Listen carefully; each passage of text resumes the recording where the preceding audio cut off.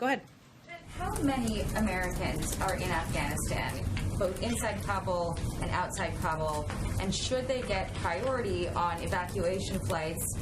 John Kirby said that it's going to be a mix of SIV applicants and Americans, but should those remaining American citizens get priority, and how many are there in the country right now?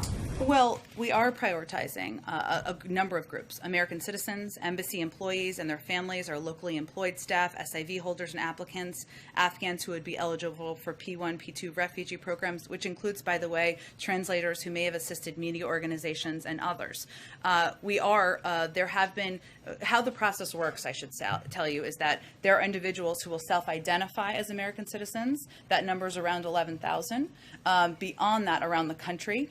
Beyond that, though, there are individuals who may not have self-identified, who may come and request assistance and come to the airport. We're going to work to assist, of course, American citizens, but we also have a responsibility and an obligation to help the men and women who served by our sides, many of the sides of your colleagues as translators and as interpreters, and our locally employed staff and others. So just to confirm, 11,000 in the entire country, not just in Kabul? Well, I would just say that's the self-identified number, right? So, but we will continue to provide assistance, and we are prioritizing American citizens. We are also working to get additional officials out who have played an important role. Just to follow up on this, obviously getting them through and getting them to the airport is the challenge, as everyone else here has noted, but the administration is left to negotiate with the Taliban, including one of the commandos who was released from Guantanamo Bay as part of the Bo Bergdahl prisoner swap when President Biden was vice president. How does he feel about that? Does he have any regrets, and how's he digesting that? Well, first I would note that, one, I'd point you to the Department of the intelligence community to assess the identity of the individual. I know there's been reporting on it, but that's not my position to do from here. I would also note that in prior negotiations and commitments made during the Trump administration, there were thousands of individuals who were released. So our focus right now is on, again, not taking the Taliban's word for it. We are assessing, we are closely watching, and we are being very clear about the capacities and the capabilities we have at hand should they be needed. Of course, that's not our objective. Go ahead. Sort of follow up on Caitlin's questions about criticism from people who are your allies or your friends. David Axelrod has called you the best press secretary in his lifetime, I think. My mom would like that. Okay.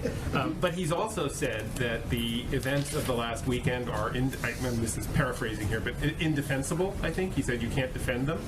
And he has basically said that you guys should acknowledge that it was a failure and be willing to say that the events of the last several days were a failure, even as you maybe, defend the broader question of the drawdown in Afghanistan. What do you say to David Axelrod, who is such a fan of yours? Mutual. There are a few people I respect as much as David Axelrod in the world of politics. He's brilliant. He's also a great human being. But he would be the first to say that there is a difference between being on the outside and speaking on television and being on the inside, and the difficult choices that you have to make. And as I've noted, and as Jake noted, even as we're watching over the last couple of days, heart-wrenching, gut-wrenching photos, you referred to some of them, Mike. The president stands by his decision because he knows it's in the interest of the United States, our national security, and the American people. And he's not going to ask mothers and fathers to send their children to fight a war the Afghans won't fight for themselves. And that does not mean that there aren't chaotic moments. There are. There does not mean there aren't moments that we may look back and, take a look at approaches and how to address things moving forward. Of course, that's a part of how you assess governing and how you assess